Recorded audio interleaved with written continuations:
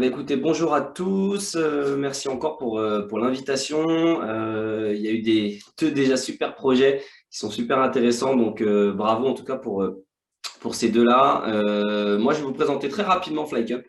FlyCup, on est aussi dans une logique d'alternative. On est sur une logique d'alternative au plastique à usage unique et principalement pour la restauration événementielle, ce qu'on appelle aussi la restauration ambulante. Donc, je vais vous présenter ça tout de suite. Et moi, je suis Olivier Rousseau, le fondateur et dirigeant de la startup FlyCup. Donc, on est parti de… Je n'arrive pas à passer les slides.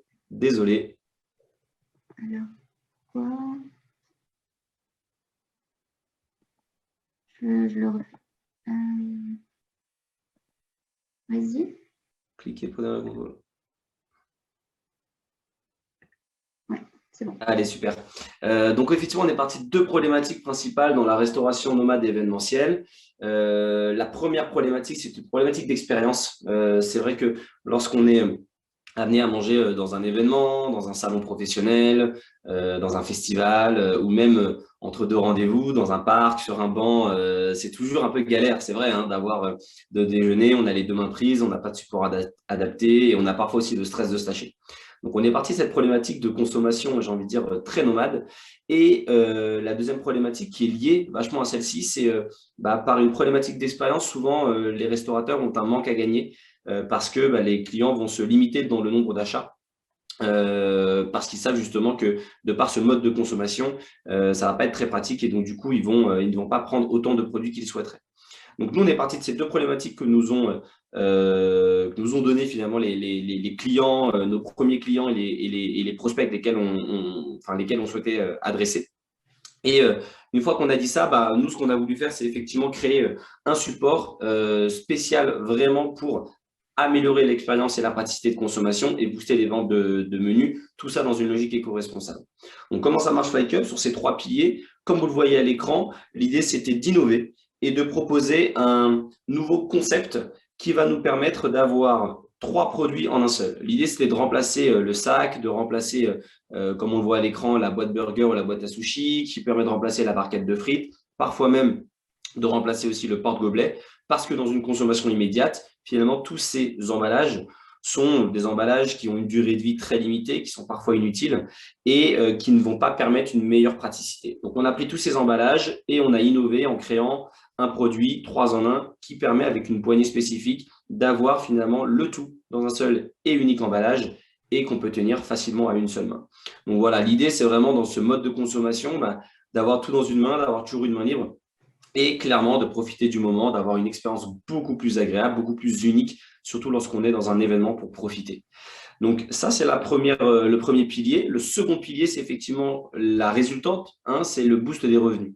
Aujourd'hui, on est à peu près sur les clients avec lesquels on bosse à plus 11% de vente de menus additionnels grâce à un packaging qui vient justement packager les formules menus à emporter. Et donc, ça permet pour le client d'augmenter son ticket moyen, en plus de permettre d'avoir un client beaucoup plus satisfait par l'expérience que lui propose ce packaging.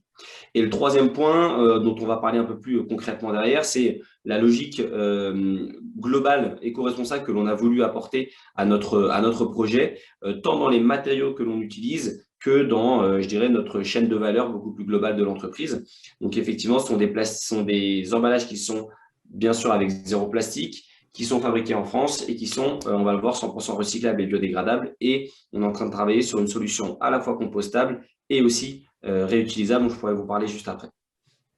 Nos produits, pour vous donner concrètement, aujourd'hui, on a plusieurs produits dans la gamme. Les trois produits phares que l'on vend le plus sont des produits qui permettent de s'adapter aux différents moments de consommation avec des produits qui ont toujours cette logique d'apporter une meilleure expérience dans un seul et unique emballage qui permet effectivement d'éviter d'avoir recours aux emballages traditionnellement utilisés. Donc voilà, plusieurs produits que l'on propose aux différentes typologies de clients que l'on adresse, avec toujours cette logique, comme je le disais, d'améliorer l'expérience et de booster les ventes de menus. Aujourd'hui, on travaille avec plusieurs typologies de clients et effectivement, les clients que l'on adresse, ils ont soit cette logique, toujours cette logique bien sûr d'améliorer l'expérience, toujours cette logique de réduire le nombre d'emballages et cette logique aussi que l'on peut leur apporter sur je dirais une vente additionnelle. Donc, on travaille bien sûr avec eux main dans la main. Tout à l'heure, on entendait ce côté vraiment personnalisation un peu du service.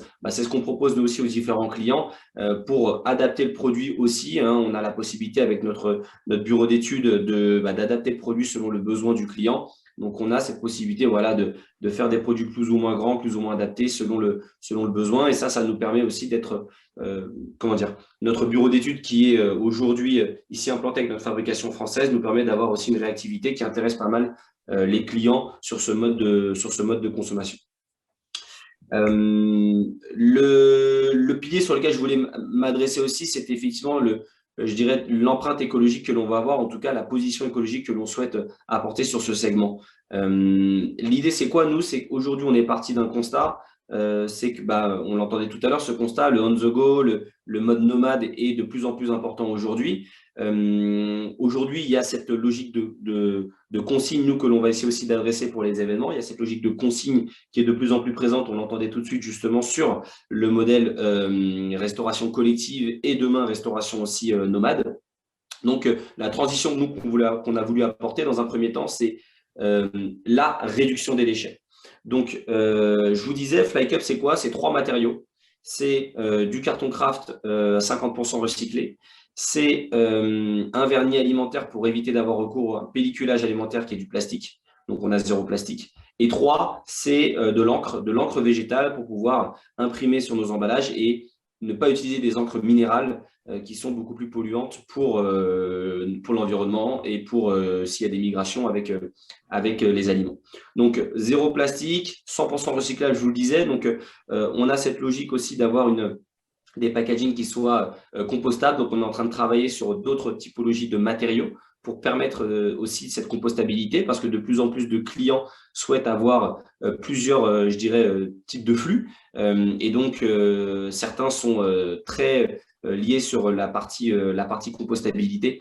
Donc, l'idée, c'était aussi de pouvoir répondre à cette demande-là.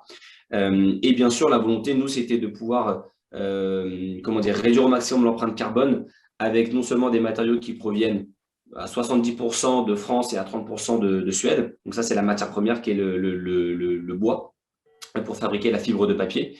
Et bien sûr, de faire fabriquer en France. Donc, notre usine de fabrication est présente en Bretagne. Et l'idée, c'était quoi? C'est de pouvoir effectivement permettre à nos clients et aux clients de nos clients d'avoir une empreinte carbone qui soit la plus faible. Ça, c'est ce que l'on fait, je dirais, sur qui est très concret sur notre sourcing, notamment de matériaux en amont et sur notre mode de fabrication. Et ce qu'on a voulu faire, c'est aussi aller plus loin parce que on est conscient qu'on est sur un produit en carton. Donc, le carton, c'est du bois, donc ça provient des forêts. Donc, ce qu'on a voulu faire dans un premier temps, c'était de dire que l'on ne voulait que nos matériaux soient fabriqués à base de bois qui proviennent de la déforestation. Donc, c'est pour ça qu'on se source auprès de forêts gérées durablement. Et ce que l'on fait, c'est qu'on reverse 1% de notre CA sur des projets de reforestation et de préservation des forêts. Donc, concrètement, ça fait quoi? On travaille avec une association partenaire qui, main dans la main avec nous et du coup avec nos clients, que l'on implique dans ce projet-là, on va leur proposer d'investir de financer tel ou tel projet de réforestation ou de restauration. L'idée, c'était pas que ce soit simplement nous, mais c'était pour faire prendre aussi conscience à nos clients de ces enjeux-là et que eux aussi, parce que c'est quand même grâce à eux que l'on peut financer ces projets, qu'eux aussi en soient conscients et qu'eux aussi peuvent s'impliquer. Et donc, on les implique dans cette chaîne de valeur jusqu'au bout, depuis le début avec nos matériaux et jusqu'à la fin dans ce financement de projet. Voilà, ce qu'on essaye aussi de proposer au-delà de ça, c'est un outil marketing pour les marques. Ça, c'était pas forcément ce qu'on avait pensé initialement, mais finalement, les entreprises souhaitent utiliser aussi notre support comme un outil marketing, un outil je dirais, de communication. Et ça permet dans les événements avec lesquels on est de créer encore un lien un peu plus intéressant entre l'événement, la marque partenaire et le spectateur, et notamment de proposer aussi des QR codes, puisque l'idée, c'est de proposer aussi une expérience non plus seulement physique, pendant les 10-15 minutes où la personne va consommer, mais aussi une expérience digitale avec des QR codes pour proposer une expérience qui soit prolongée finalement dans le temps pour le consommateur, le spectateur qui a le Fly Cup dans les mains.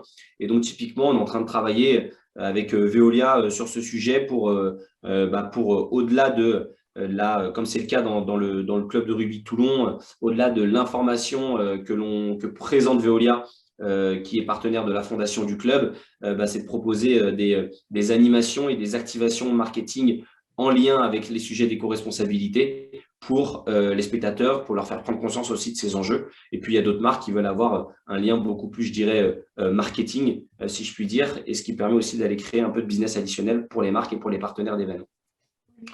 Voilà, et puis pour finir, voilà. Ouais, juste pour finir, les clients avec lesquels nous travaillons, je vous ai dit, c'est principalement les stades de foot, de rugby et de basket, les salles de concert également, et puis les festivals. On a travaillé également avec des festivals, et puis je vous le disais, avec le Covid, les événements ont pas mal été annulés ces derniers temps. Donc, certains clients de la vente à emporter ont souhaité utiliser nos solutions, et donc on travaille également avec certains clients de la vente à emporter.